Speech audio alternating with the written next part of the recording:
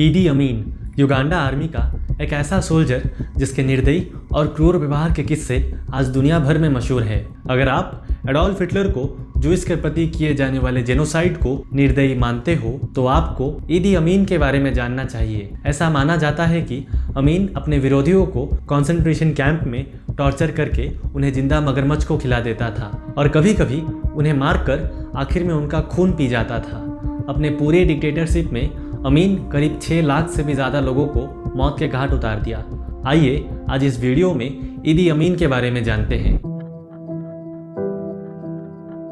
साल 1928 युगांडा के कोबोको नाम के एक जगह में एक गरीब परिवार में ईदी अमीन का जन्म हुआ। ईदी अमीन के पैदा होने के कुछ साल बाद उसके माता पिता अलग हो गए। उसके बाद अमीन अपने माँ के साथ रहने लगा। ईदी अमीन की घर की हालत बहुत खराब था, इतना कि उसे 2 वक्त का खाना नसीब नहीं हो रहा था, जिसके वजह से बहुत छोटे उम्र में अपना पढ़ाई छोड़कर उसने पैसे कमाने के लिए बहुत से छोटे मोटे काम किया। फिर कुछ साल बाद अमीन किंग्स अफ्रीकन राइफल ज्वाइन किया, जो उन दिनों ब्रिटिश आर्मी के लिए काम कर रहे थे। ये लोग ब्रिटिश आर्मी के खिलाफ देश में होने वाले विद्रोह को खत्म कर रहे थे। ईदी अमीन किंग्स अफ्रीकन राइफल में एक बावर्ची की तरह ज्वाइन हुआ, जहां वो पूरे आर्मी के लिए खाना बनाने लगा। लेकिन ईदी अमीन के 6 फुट 10 इंच के हाइट और एक बड़ा सा शरीर होने की वजह से ब्रिटिशर्स ने ईदी अमीन को आर्मी की ट्रेनिंग दिया और उसे अलग अलग मिशन पे भेजने लगे। जो कोई भी ब्रिटिशर्स के खिलाफ आवाज उठाता था उसे ईदी अमीन तरह तरह का टॉर्चर करता था। अमीन का अपने ही लोगों पे हिंसा और क्रूर व्यवहार को देखकर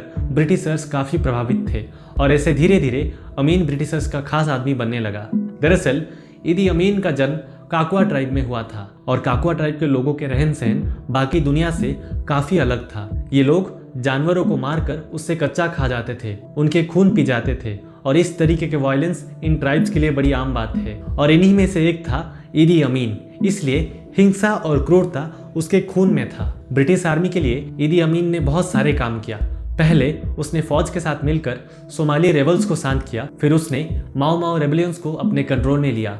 ऐसे ही जहां कहीं भी ब्रिटिशर्स के खिलाफ विद्रोह होने लगा वहां ईदी अमीन को भेजा गया और अमीन बड़े ही निर्दयी तरीकों से लोगों को काट कर उन्हें जिंदा जलाकर उस जगह को अपने काबू में ले जाता था। लगातार ब्रिटिशर्स के लिए काम करने की वजह से 1961 में अमीन को कमीशन ऑफिसर बनाया गया, जो उन दिनों ब्रिटिश आर्मी में एक बहुत ही पावरफुल पोजीशन था। इस पोजीशन में आकर ईदी अमीन और मिल्टन ओबोटे, जो उन दिनों ब्रिटिश आर्मी में एक हाई रैंक ऑफिसर थे, ये दोनों दोस्त बने और पैसे कमाने के लिए गोल्ड और राइफल की स्मगलिंग करने लगे, जिससे ये लोग खूब पैसा कमाने लगे। साल 1962 पूरे युगांडा अपने आज़ादी के मांग को लेकर सड़कों पर उतर आया और मजबूरन ब्रिटिशर्स को देश छोड़कर जाना पड़ा और युगांडा एक इंडिपेंडेंट कंट्री बन गया।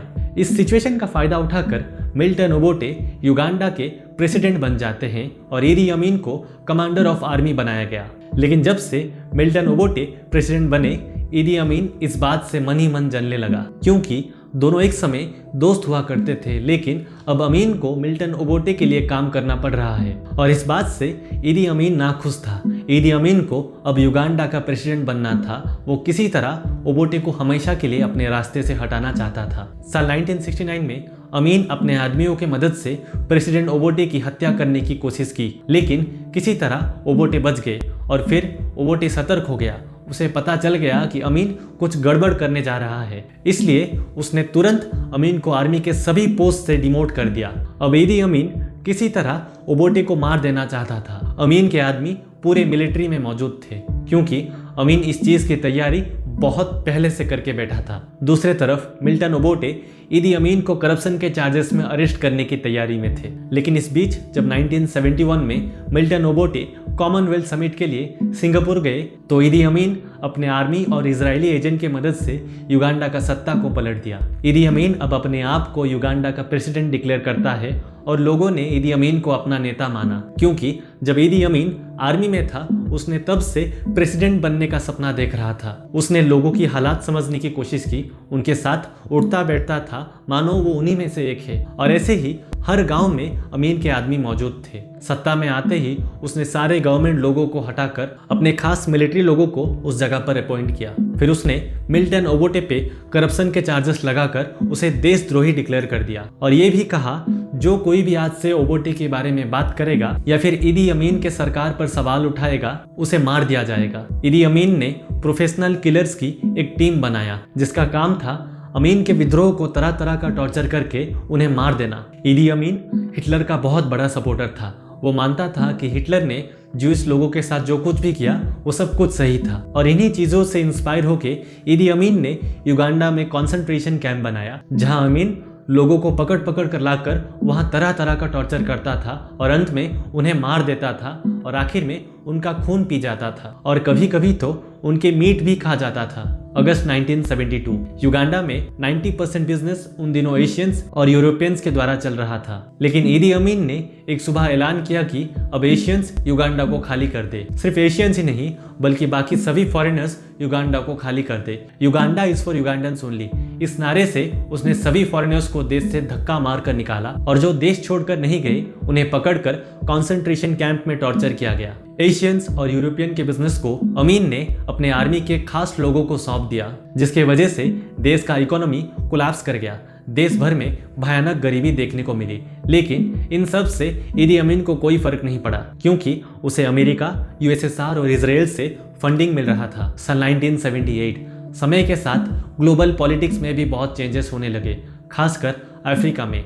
अमेरिका और यूएसएसआर दोनों देश अपना इन्फ्लुएंस को बढ़ाने के लिए अलग अलग तरीके आजमाए। यूएसएसआर ने युगांडा को अपने तरफ इन्फ्लुएंस रखने के लिए वेपन सप्लाई किया। इसके बाद पूरे युगांडा में ईदी अमीन की हिंसा बढ़ने लगी थी, लेकिन अब इस चीज से परेशान होकर युगांडा के लोगों ने एक रेवोल्यूशन शुरू की और यहीं से युगांडा लिबरेशन मूवमेंट की शुरुआत होती है। और इस लिबरेशन मूवमेंट में युगांडा आर्मी के सोल्जर्स ज्वाइन करते हैं जिनका सिर्फ एक मकसद ईदी अमीन को सत्ता से हटाना। दूसरी तरफ ईदी अमीन के करीबी लोग, मिलिट्री जनरल्स, ब्यूरोक्रेट्स सब देश छोड़कर भागने लगे जिसके वजह से युगांडा के आर्मी भी अब किसी के कंट्रोल में नहीं रहा। धीरे धीरे युगांडा के आर्मी में अमीन के प्रति विद्रोह शुरू हुआ। युगांडा आर्मी में कॉन्फ्लिक्ट चल रहा था, लेकिन ईदी अमीन ने यहाँ एक गलती कर बैठा। उसे लगा कि पड़ोसी देश टांजानिया युगांडा लिबरेशन मूवमेंट को सपोर्ट कर रहा है। उसने ये नहीं सोचा कि उसके अपने लोग आज उसके क्रूर व्यवहार की वजह से आज उसके दुश्मन बन गए। उसने बिना कुछ सोचे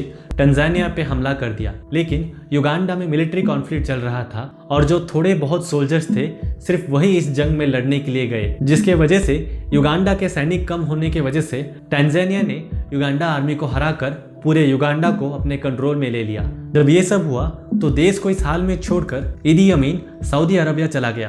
अमीन को पता चल चुका था कि वो अब वापस नहीं लौट सकता क्योंकि अब उसके अपने ही लोग उसे जिंदा नहीं छोड़ेंगे। दूसरी तरफ सऊदी गवर्नमेंट ने अमीन को किसी भी तरह का पॉलिटिकल एक्टिविटी से इन्वॉल्व होने से साफ मना किया। इसे मानकर अमीन ने अपना बचा हुआ समय सऊदी अरबिया में बिताया। साल 2003 मल्टीपल ऑर्गन फेल्यूर की वजह से ईदी अमीन मारा गया और इस तरह इस दुनिया से एक गंदे जानवर का अंत हो गया।